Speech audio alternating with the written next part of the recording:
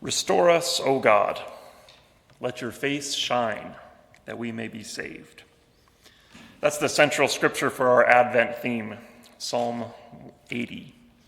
Thanks to Dwight and Crystal and Tom, all who shared, Eileen, for sharing about what restoration means to you. One of my restoration projects lately has been our dishwasher.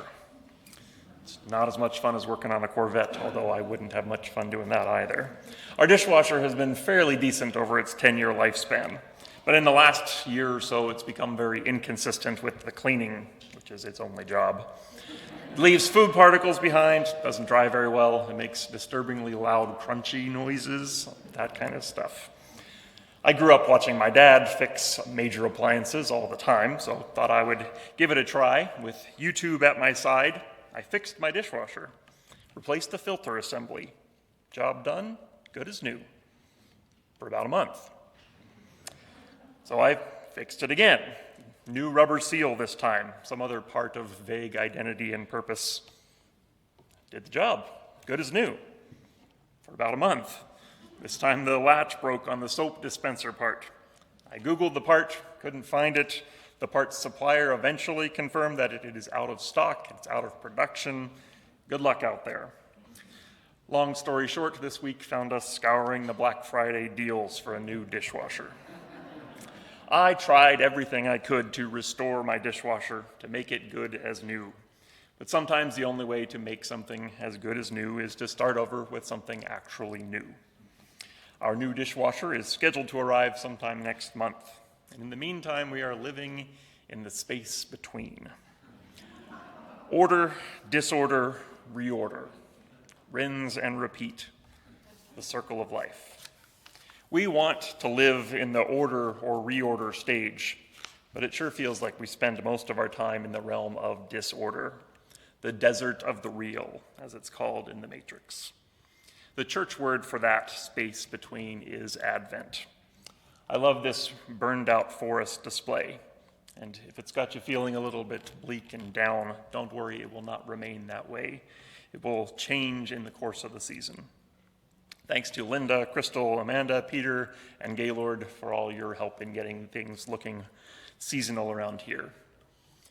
Advent is the space with the dirty dishes, the longing for the sparkle and gleam of a brighter, better, cleaner kitchen. Restore us, Mr. Clean. Let your face shine in our kitchen surfaces that we may be saved. When we're in the land of dirty dishes, most of us are immediately drawn to solutions. We either want things to go back the way they were, good as new, or we want to push ahead to the new. When we focus on solutions, those are the options, right? We repair or replace. Make America great again, or legislate the New Deal. In biblical terms, we go back to Egypt or we march forward into the promised land. Return to order or move into to reorder. That's what comes to mind with restoration. And we will lean into both of those ideas this Advent. As we've heard already today, there is a time to repair. But not so fast. That was a lovely prophetic vision we read from Isaiah. The mountain of God. Isaiah serves up a delightful brew of order and reorder in the prophecy. The writer blends together nostalgic images of the glory days with notes of a tantalizing, romantically peaceful destiny. It's a brilliant vision. What happened next?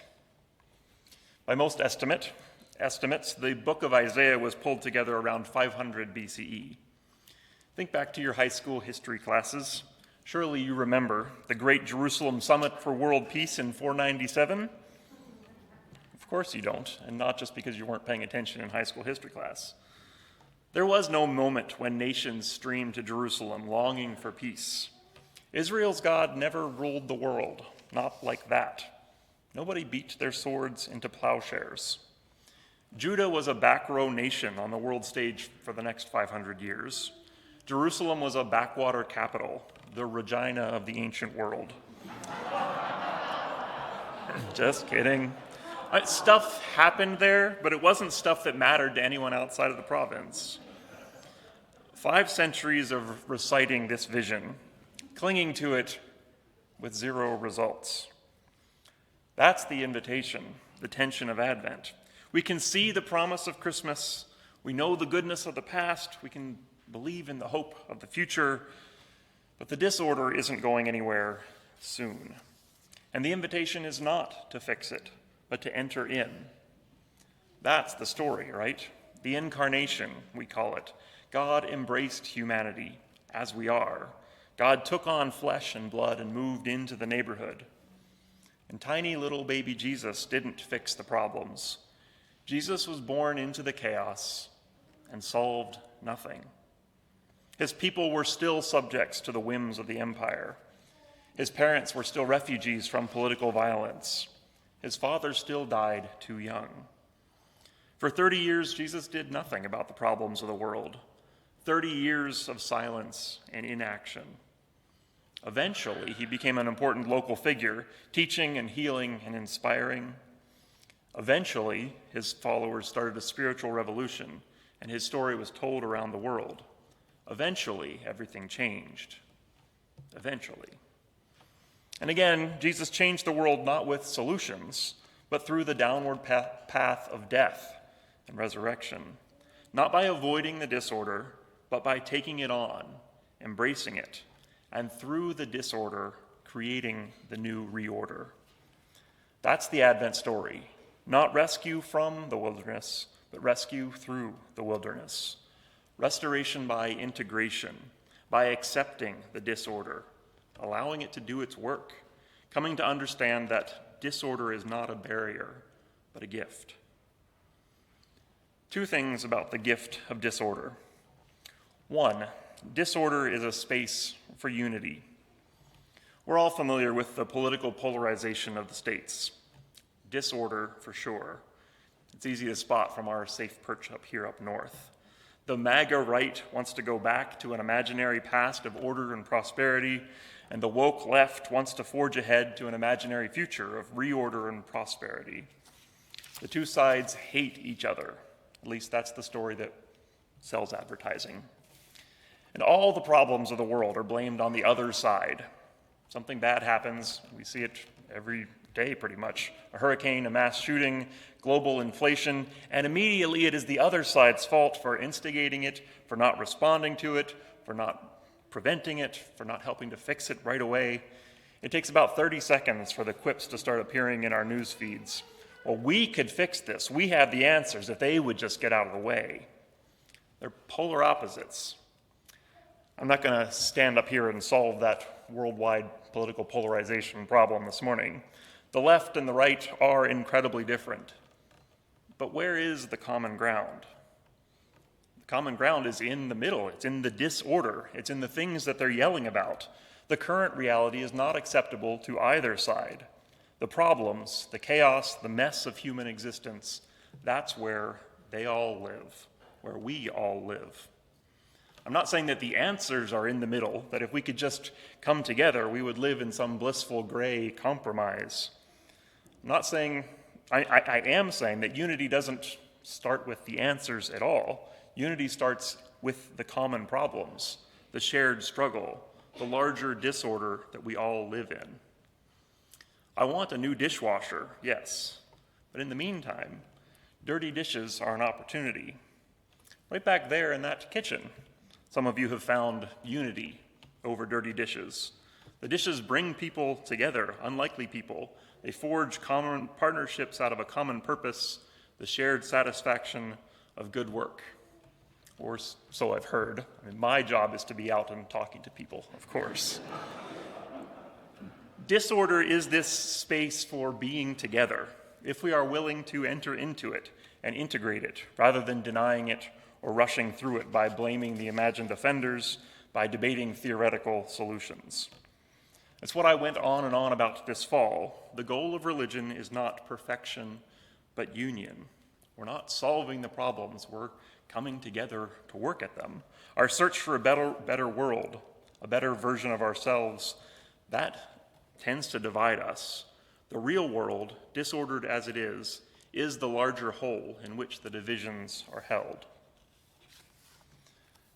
And number two, Advent invites us into disorder as a space for faith. Our culture has great respect for visionaries, founders, designers, executives, those who can see the big picture and know where things are headed. I marvel at people who can do this, the project managers, engineers, architects, the people who plan and calculate, and they kind of just hold the whole project in their heads at the same time. Some people can see the whole thing, beginning to end. I admire that. But there's also artists and adventurers and improvisers, those who plunge it ahead before they have the whole thing mapped out. Not with reckless abandon most of the time, but with the confidence and the curiosity that as they go, things will emerge, that they will have the skill and creativity to adapt to whatever unforeseen obstacles and opportunities come their way. Maybe you've heard a sculptor talk about their work that way. I just listen to the stone. I start carving and I let the wood decide what shape it will take. I'm not giving shape to the marble. I'm just getting rid of the stuff that doesn't belong there. I'm revealing the shape that is already within. Which sounds a bit ridiculous, except that the results can be, often are, amazing. Of course, life is both, planned and improvised. Sometimes we carefully lay out and follow the blueprint. Sometimes we hold on tight and hope that we can someday marvel at whatever it is that's being carved out of us. And that is faith, trust. I like how my internet friend Bree Stoner puts it. I have no sense of what that future is, but the act of faith is just the continuation of participating. It's the not giving up. Faith is the continuation of participating. So welcome to the advent of disorder. Restoration is near. It is ongoing, and I hope that you can feel that. And I hope that you can join me in letting go of the need for solutions. I have stopped trying to fix my dishwasher. I'm hoping that the new one will indeed arrive as promised, but these days, who knows? In the meantime, I shall live with open hands among the dirty dishes. I don't have the answers. I do have a commitment to participation, a willingness to bring my particular skill set to the table. I will work hard alongside you. I will enter the desert of the real, with trepidation and fear, but also with hope and good humor. Will that be enough for us? Stick around and find out.